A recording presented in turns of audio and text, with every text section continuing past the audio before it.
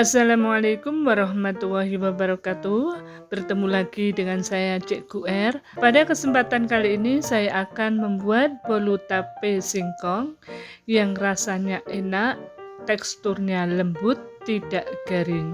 Sangat cocok sekali untuk ide jualan dan isian snack box. Teman-teman yang ingin tahu resep dan cara membuatnya, silahkan simak video sampai selesai ya. Di sini saya menggunakan 200 gram tape singkong yang sudah saya bersihkan dari sumbunya. Tape singkong ini akan saya haluskan dengan cara saya blender. Dan ini hasilnya setelah tape singkong dihaluskan.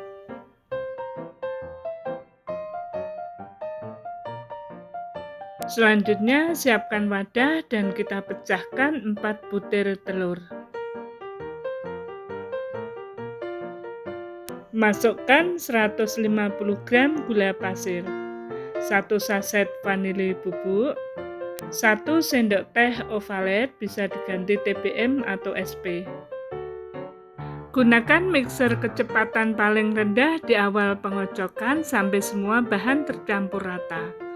Setelah semua bahan tercampur rata, kita naikkan kecepatan mixer secara bertahap sampai pada kecepatan mixer paling tinggi. Selanjutnya kita mixer adonan sampai mengembang sempurna berwarna putih pucat. Nah, setelah adonan dirasa sudah mengembang sempurna, kita matikan mixer.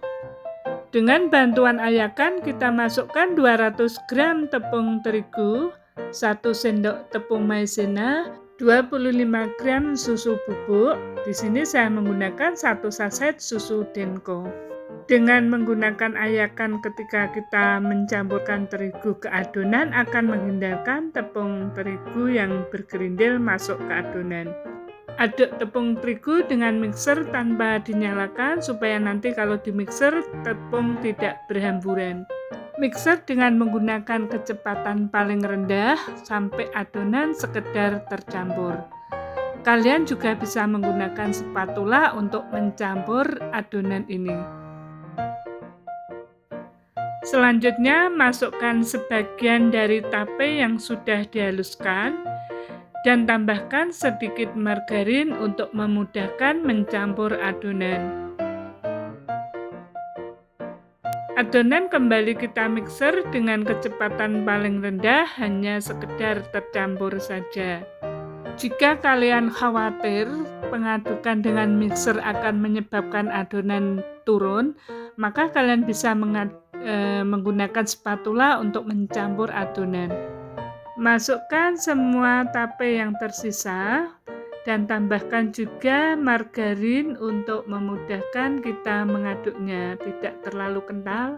Kita aduk pelan saja dengan mixer kecepatan paling rendah atau diaduk dengan spatula juga bisa. Nah, sambil kita aduk, kita masukkan semua margarin yang masih tersisa. Nah, untuk mengaduknya ini teman-teman kita lakukan dengan pelan saja ya, dan gunakan kecepatan mixer paling rendah supaya adonan tidak turun. Selanjutnya, untuk memastikan bahwa adonan sudah tercampur rata dan tidak ada cairan yang mengendap di dasar, kita aduk dengan menggunakan spatula. Saya olesi loyang pada bagian dasarnya dengan margarin, kemudian saya alasi dengan kertas minyak bagian bawahnya dan saya oles lagi dengan margarin tipis-tipis. Untuk tepinya tidak saya olesnya, jadi yang saya oles margarin hanya pada bagian dasarnya saja. Kemudian saya tuang sepertiga dari adonan di loyang ya. Jadi hanya sepertiga adonan saja. Kita perkirakan ini yang pertama, lapisan paling bawah ada sepertiga dari adonan. Rapikan permukaan atasnya dan hentakkan loyang untuk membuang gas yang terperangkap. Dengan menggunakan bantuan saringan, kita taburkan coklat bubuk di atas permukaan adonan. Dan untuk lapis yang kedua saya tuang lagi sepertiga adonan. Dan untuk memudahkan menuang adonan lapis kedua ini saya gunakan bantuan plastik segitiga. Setelah sepertiga adonan lagi kita tuang, kita rapikan permukaan atasnya. Kemudian kita taburkan coklat bubuk lagi di atas permukaan adonan. Setelah taburan coklat bubuk dianggap merata, kita tuang lagi sepertiga akhir dari adonan di atas permukaan paling atas.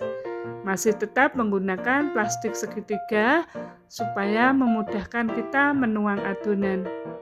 Ini bisa rata dengan bantuan plastik segitiga. Selanjutnya kita rapikan permukaan atasnya.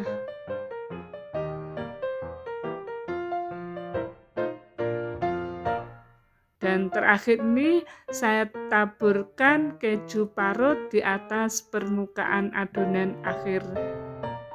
Sudah selesai dan siap untuk di oven. Sekarang saya masukkan ke dalam oven yang sudah saya panaskan sebelumnya, dan ini akan saya oven kurang lebih 45 menit. Setelah kurang lebih 45 menit, saya cek kuenya dan ini lidinya sudah kering, artinya kue sudah siap diangkat. Selanjutnya kue kita lepas dari loyang. Nah, meskipun dengan menggunakan oven tangkring hasilnya tidak mengecewakan. Dan inilah hasilnya. Selanjutnya ini saya buang bagian tepinya supaya kelihatan lebih rapi.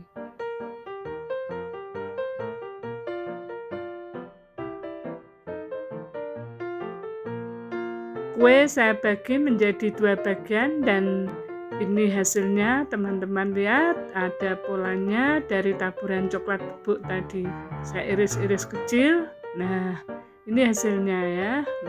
Bagus sekali dengan pola yang dihasilkan dari taburan coklat bubuk. Dan ini kalian lihat seratnya sangat lembut, menandakan kalau kue ini sangat empuk.